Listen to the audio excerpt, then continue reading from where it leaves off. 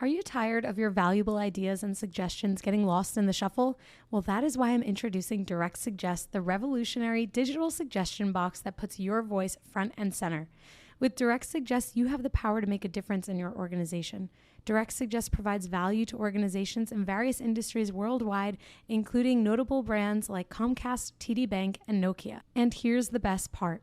Direct Suggest only costs 50 cents per employee per month, making it an affordable solution for businesses of all sizes.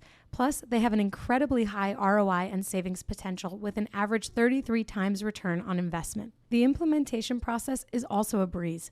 Once committed, setting up Direct Suggest from start to finish can be completed in as quickly as a week or less. Don't let your ideas or your team's ideas go unnoticed. Visit directsuggest.com today and start by making a difference with Direct Suggest.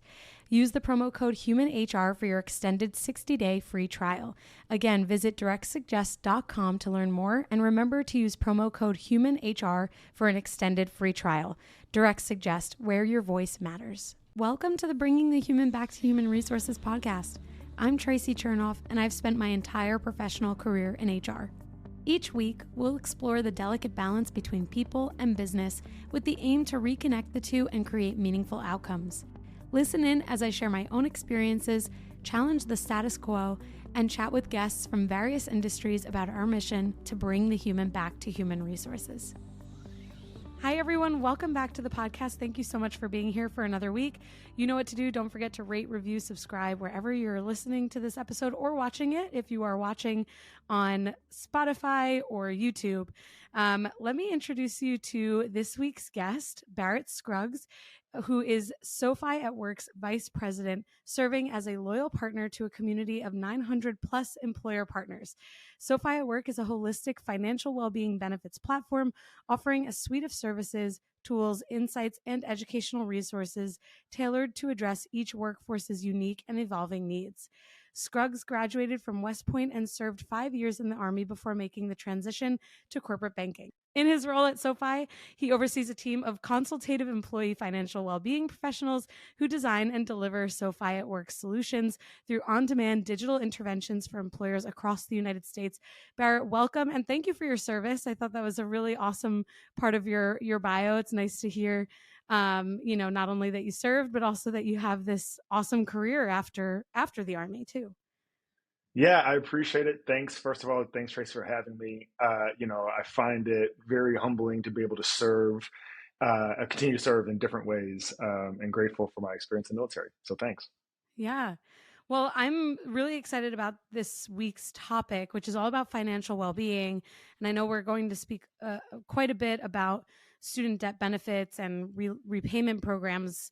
And I just shared with you before we started recording that, the majority of listeners are in this age group where they are likely impacted in some way by student loans. And so I'd love to hear, in your experience, given your role at SoFi at Work, what you see in terms of benefits that companies can be offering around financial well-being and student debt benefits. Yeah, absolutely. And it's a great kind of time, I think, for the question, right? As we sit here, millions of Americans are about to start making payments for the first time in 3 years on their government student loans. And I think there are a variety of kind of warning signs or red flags that a number of different people are looking at in terms of the impact that it could have, not just on the overall economy, but also these folks' kind of individual kind of financial health and well-being. So this, I think, a very appropriate kind of time for this conversation. Just to kind of set the context, it's estimated that Americans face about a $3 trillion shortfall in retirement savings, while at the same time owing about $1.5 trillion in government-issued student loan debt. Those are pretty big numbers, right? Huge numbers. Massive. And I think what's interesting is, and I think a lot of outlets and I think kind of companies have dived into this or researched this, there is this pretty strong link between retirement readiness, preparedness, and student loan debt. And so I think at a time when people have been kind of not paying or not having to pay their student loans for 3 years, while at the same time facing this kind of growing gap in retirement savings. I think companies are taking that opportunity to think about how they can best build financial well-being benefits into their kind of comprehensive benefits package to improve the lives of their employees, but also I think have a strong impact on the company's bottom line. So just big numbers, and I think a really important thing that companies are thinking through right now. Yeah, absolutely. I mean, when you first just started sharing those numbers, I immediately thought of my own experience with student loan debt. I did graduate from a public university in New York, and I had student loans because I was technically out of state. I was a New Jersey resident going to New York school. And I managed to pay off my loans, which felt like a miracle, but it actually was just a lot of hard work and sacrifice. And I paid off those loans in 2020, actually during COVID, which was kind of like a highlight in a weird way to a very strange Yeah, time. And I think about how much money it was, right? And I think about what I could have done with that money as an example. But at the same uh-huh. time, like, no regrets. I love the school that I went to. And, it was just financially the position that I was in, and that my family was in, Yeah, that, that was the way that I went to this great school. yeah, And so when I think about what you've shared around, not only the debt from student loans, but also the lack of retirement readiness. yeah, There's a huge problem there. Like, I think about how individuals are going to eventually leave the workforce, or think they can leave the workforce, maybe thinking that they have enough money in their retirement because they've been contributing 3% to their 401k for the last 40 years, but it's yeah. probably just not enough, and then they enter the workforce again. It's That's really right. it's really important that everyone understands, like, the magnitude of those numbers and the reality. That, That's exactly right. And I love your anecdote because I think it touches on something that's really important. And it's that most people believe that student debt is good debt, right? And it Hmm. leads to a lot of good outcomes, right? And I think there's a ton of research and data around how student debt and bachelor's degrees, more importantly, lead to higher incomes, right? So no doubt, student debt is a good thing to have in a lot of cases, right? But I think Hmm. to your point, there are a lot of downsides that I think employees or students, the 18, 19, 20 year olds, probably don't think about in the long term when they take that That's debt right. out, right? I think only about 41% of workers actually contribute to their employer sponsored 401k, right? And it's either Wow. because they don't understand the value of doing that right now, right? Or they just simply aren't able to. And I think we're seeing increasing evidence of the impact that student debt has on that ability to contribute a sufficient amount to a retirement account to prepare yourself in the future. I think the other thing that's interesting too is there's this, I don't want to say misconception, but there is this belief that student debt really only right now is impacting younger generations, right? Gen Z or Hmm. millennials. I think another interesting data point that I came across was that there is a bigger difference in the Gen Z cohort when it comes to plan participation, meaning someone, enrolling or opening up a 401k account with their employer. There's a bigger gap in the Gen Z cohort than with millennials and baby boomers, right? And I Interesting. think I'm sorry, the Gen X cohort, I apologize, Gen X. And the Gen X cohort has about a 15 percentage point gap between those with and without student debt, meaning people with student debt in the Gen X cohort are participating in 401k plans at a much, much drastically lower rate than any other cohort we're seeing. So it's not just this, this myth of student debt only impacting younger generations. It's really having an impact on, a cross segment of our workforce. It's so interesting you bring this up, and I have a one thought before I share this other anecdote about that gap generationally, and especially thinking about Gen Z. And it's that Yeah. Student debt, I definitely feel like it was good debt because it was what enabled me to go to a great school. But the interest rate being like 8.5% is criminal, right? Like that's where even like when I mean, Yeah. you look at houses now, if you want to go out and get a mortgage, the interest rate Mhm. at this point, it's September when we're recording, is like north of 7.5%. No debt That's is right. going to be that great at that interest rate. And when you're 18 years old and you're like, I get to go to the school of my dreams and I don't have to Right. worry about paying for 4 years, like that's just not the reality. And you learn kind of the hard way how loans work. Yeah. And there's just so much, I'm sure there's so much we can go into there. But the anecdote that I wanted to share related to Gen Z is that I remember watching, it must have been an Instagram Reels or something, and I was scrolling along and I remember taking in this content that was talking about how Gen Z just simply does not want to live for the future. They want to live for the now. And that Yeah. there are all of these um, impacts on what, like you, even just the difference, like what you mentioned around Gen X, millennial versus Gen Z, and how they approach retirement planning and 401k planning. I mean, it's kind of no surprise to me when when Gen Z is hearing, oh, social security is going to run out, Right. all of these government programs are going to become, are going to be spread more thinly. And then, you hear even with millennials, they're like we are often referred to as the generation that will be the first generation to do worse off than their parents' Yeah. generation. So it's no surprise to me that Gen Z is like, well, screw that. I'm just going to live Right. for today. And hopefully Right. I won't be 80 years old working as a cashier when I should be retired, And I mean, I'm sure that there will be people listening who are like, oh my gosh, that sounds like my worst nightmare. And then I'm sure there are people who are listening who are like, you know what?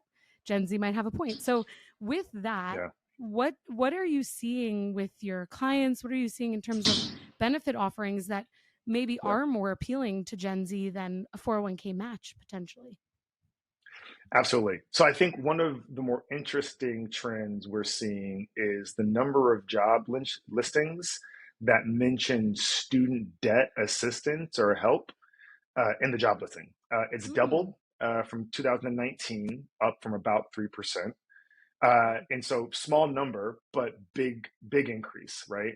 At the same time, though, we only see about 13% of organizations offering student loan debt repayment assistance as of about last year, right?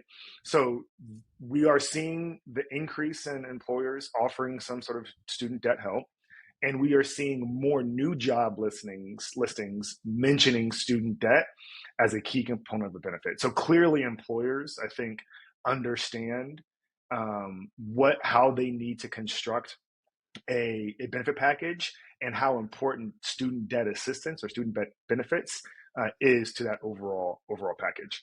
Um, I think from there, there are a few other things that I think are kind of gaining more kind of traction or steam, particularly because of the Secure 2.0 legislation that was passed last year, and that is using student loan payments as a way to do a match into a 401k, as well as different type of sidecar emergency savings products that are meant to kind of reduce the amount of kind of hardship withdrawals or 401k loans that we see Mm. employees taking out on their 401ks.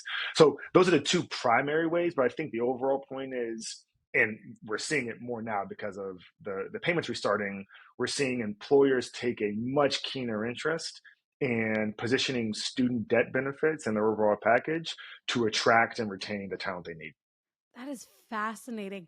My wheels are just like turning a million miles a minute here. I'm like, Yeah, okay, well, can someone like if a company offers 3% match on 401k, but someone would rather, 3% match on their student debt repayment, like can right. they interchange that? Like, it benefits are often this thing, let's just say, in Yeah. HR that, it's like, okay, well, it's time for open enrollment. Like, let's talk about health Right. insurance. And everyone's like, Right. snooze, this is horrible.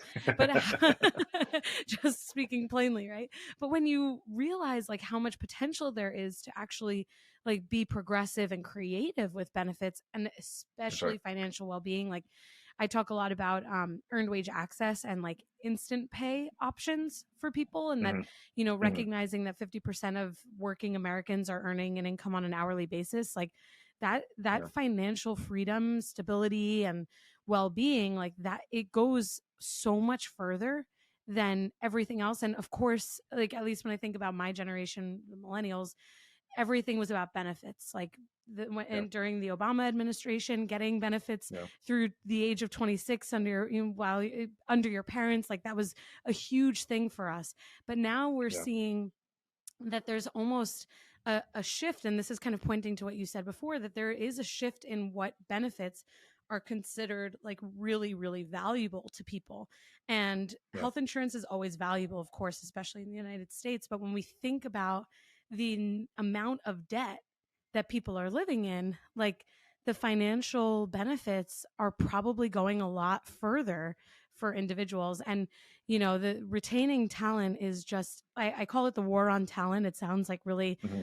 horrid, but at the end of the day, like it can be really challenging to retain people, and businesses have to be creative about their solutions. Absolutely, especially in this labor market.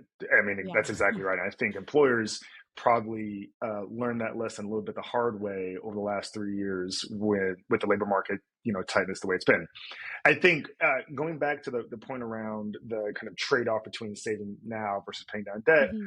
I think the other thing that we see with employees with student debt is that they are not participating in their plans, right? They are Hmm. actually participating in their plans. The issue is more around contributions, right? Hmm. And so when you have somebody, call it, I think there are 7 million people under the age of 25 that have about $100 billion in student loan debt, call it like 15, $20,000 on average, right? Hmm. When that person is faced with, paying down their debt now versus the decision to save for the future, it's an easy choice for them. They'll probably just pay down their debt because, to your point, they're not thinking about retirement. That's 30, 40, 50 years probably down the road, right? So I Right. think the great thing about Secure 2.0 is that it kind of eliminates that decision point, right? It allows a person to both pay down their debt while saving for the future. And they do that by using the student loan payments as their kind of deferred matching into the 401k, which I think is ingenious. And glad that Congress, officially passed and finally passed Yeah. that last year. Um, but I think, what we're still seeing is individuals with student debt, by the time they're 30, tend to have about half the amount of retirement wealth accumulation than those without debt, regardless of loan size. So like there's Mm. still something happening there that's preventing those individuals from saving. And I Interesting. think yeah, exactly. And I think where employers are also investing more, you mentioned earned wage access. I think there is this really interesting theme around giving employees access to their money when they need it without penalty, right? And I think earned wage access is an interesting kind of point around that. But I also think the fact that Congress is now allowing people to take emergency withdrawals from their 401k up to a certain amount is also incredibly impactful, right? At Yeah. that point, you've seen the stats around the inability for many Americans to pay an unexpected expense, right? Right. Most people don't have the emergency savings just set aside to do that. So what they're doing is tapping into 401ks.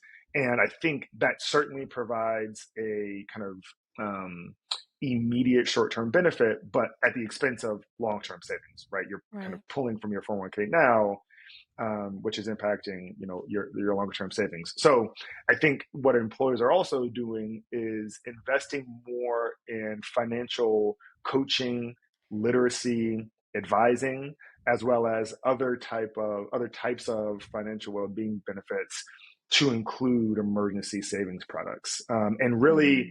it's not just having the savings account there. It's really, I think, incentivizing employees to change behavior through some sort of incentive or kind of matching contribution. So just a lot of interesting things just around this kind of combination of saving for the future, managing debt now, which is impactful, while also putting enough money aside for rainy days and emergencies. It's tough for employees to juggle, and employers are kind of really finding creative ways to weave all that into their benefits package. Sure. I think it's a really important point that you mentioned the financial literacy, because this is kind of coming back to that brief moment in time where I mentioned that you're 18 years old, you kind of, I don't want to say let's sign your life away, but you sign for these like sometimes massive, massive, massive loan Right. amounts. And you don't really know just what the accrual looks like and what the pay amount or the interest rate, what that means at the end of the day, and that interest Yeah. begins accruing the moment you sign, essentially. And I just Right. think about how, if companies are providing financial education resources on top of these benefits, they're not only educating these individuals who work for them, but they're also educating the next generation, because as they have Right. children of their own, as they become more financially literate themselves, they're able to share that information. And, when I think about like another thing that kind of to tack on to this war on talent and being competitive in this very, very challenging landscape in the workforce, the Mm. more you can help people grow, whether it's in their careers, personally, etc., the better they're going to feel about where they work. And we always Exactly. hear about like, right, career growth and development and things like that. But growth and development can also be personal growth and development. And most of the time, that's really what it comes down to. Like when we think about career growth, it's not just like, oh, I got this promotion and now I have more money. It's also, oh, I became a leader and now I'm going through leadership That's right. training and I'm developing skills that I didn't otherwise have. And financial literacy is one of those things that, I mean, thank goodness for YouTube, because most people are learning that way these days, right? It's just fascinating to think about how you can really see these benefits as extending beyond, just enabling someone to contribute differently to their financial wellness. That's right. I was going to say, or TikTok. I Or think you're seeing a TikTok. lot of financial content on TikTok as well. Right. I'm not on there, unfortunately. No, me But no, neither. I think you touched on this really, yeah. I think you touched on this really important, I think, additional theme, though, which is around communication and awareness, right? And just in general, in the employee benefit space, every HR leader is looking for ways to better communicate the benefits in their packages and Mm-hmm. getting those employees to engage with those benefits, right? It's one thing for the HR team and the benefits team to construct just a perfect package, but if the employees don't know about it and aren't taking advantage of it, then they're not actually driving the outcomes that are needed to achieve all those different talent objectives they have set, right? So the communication piece is incredibly important. And I think what we have found in some of our work, unsurprisingly, is you need a kind of multimodal approach to engaging with the workforce, right? Mm. And that means you need to be in different formats, whether it's live stream webinars, on demand learning, articles, access to a financial advisor or financial planner, um, chat bots, et cetera, right? I think people need access to the information or content in different formats in order to engage with it, and they need to hear it a lot.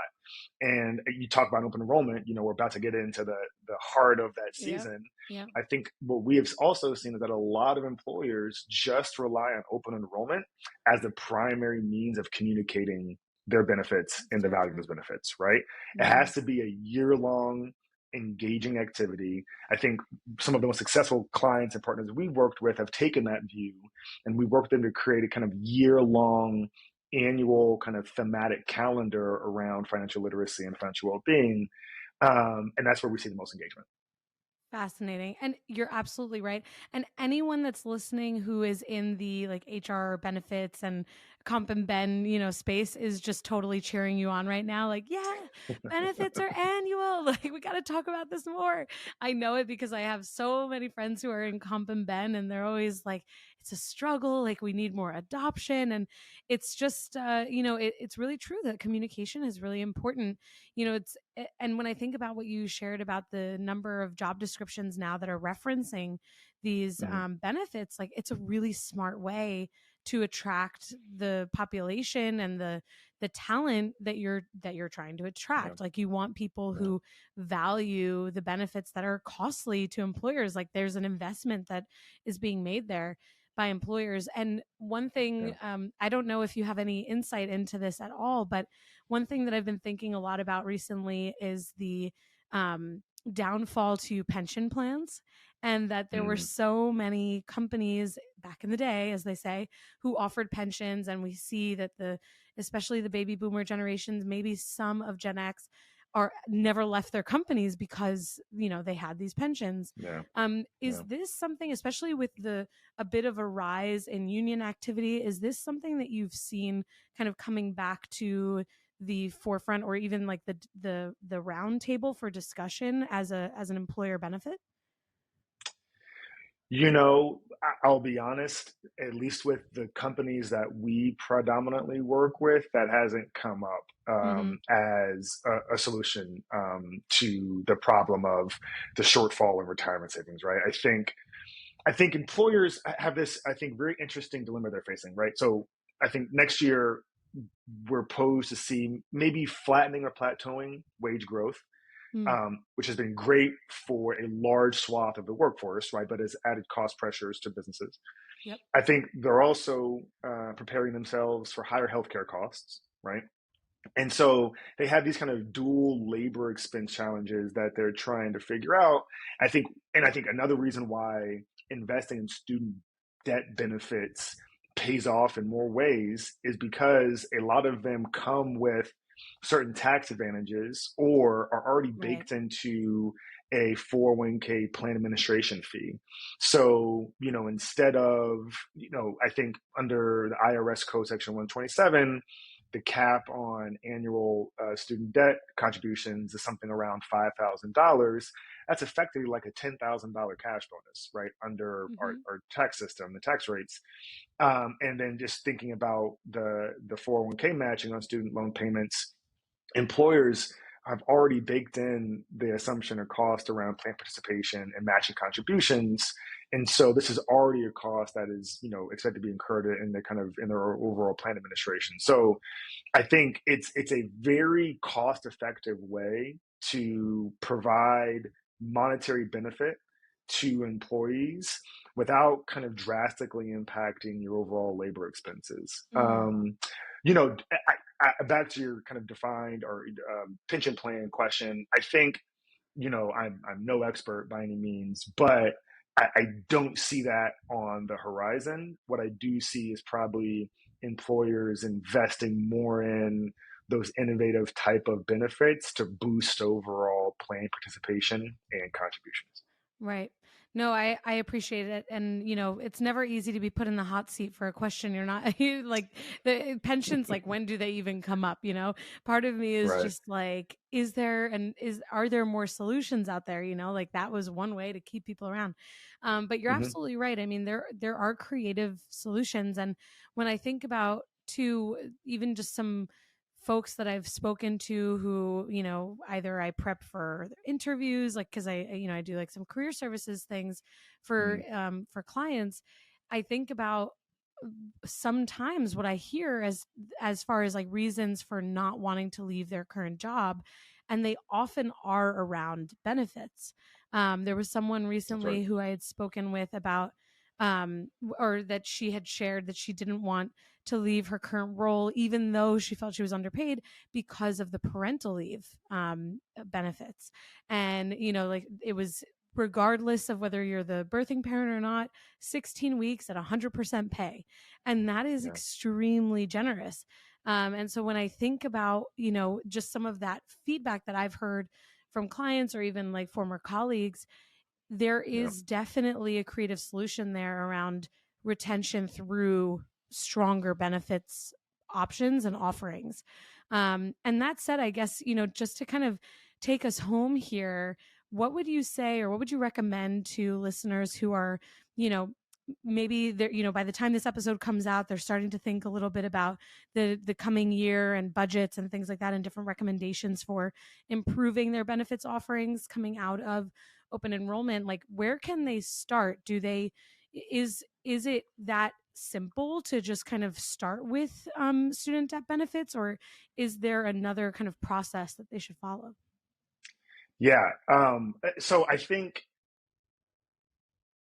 at this, when this episode airs, is going to be in March. I think at that point in time, you'll have had a vast majority or a large amount of employees restarting their student loan payments. And I think for the last 3 years, employers have ignored that kind of area of benefits because it hasn't been an issue for their employees.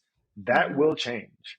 And I think quickly getting an understanding of the impact that change has on their workforce and their workforce's financial well-being is the first and probably most important step, right? I think HR and benefit executives need to obviously take in data, make data-informed decisions about what benefits are the most impactful and useful to their workforce. Understanding the impact that student loan payments the restart of student loan payments has on the workforce is the first and most important step. And from there, I think there are a variety of paths an employer can take.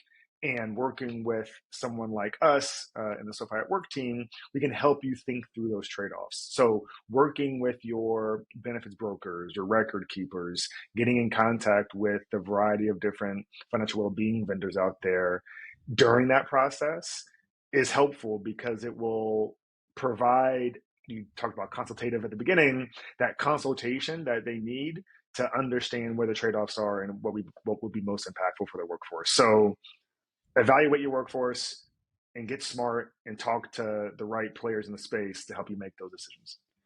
Amazing. This has truly been one of my favorite episodes to record and put out there. So I'm so glad that we were able to chat today. And thank you so much for all of the work that you're doing and all of the insights that you've shared. And I'd love to kind of give it back to you for a moment to share with the listeners where they can connect with you, where they can learn more about SoFi at Work.